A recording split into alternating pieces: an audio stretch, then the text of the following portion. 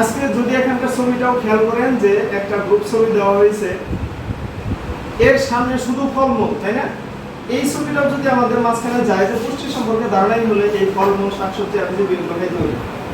আসলে কি পুষ্টি শুধু এটাই? আমরা প্রতিদিন প্রতি বেলায় যা খাই সবকিছুই পুষ্টি। আমরা ভাত খাই, ভাত কি পুষ্টি না?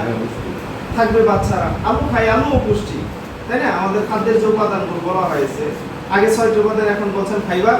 ফাইবারটা আসলে শাকসবজি কোর্স জিনিসগুলো যেগুলো আছে তার মধ্যেই, এর জন্য আগে বলা হইতো না, এখন আলাদা করে এটা বলে।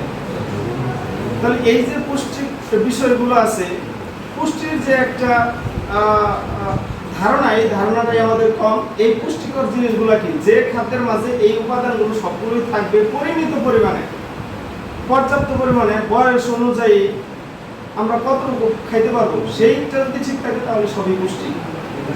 আর যদি এটা ইমব্যালেন্স হয়, পরিমাণ মতো না থাকে, আজকে কোরবানির ঈদে আসবো, আমি সারা বছর গোশত খাইলাম না, একসাথে বসে 1 কেজি 2 কেজি খাই নিলাম, এটা কি পুষ্টি?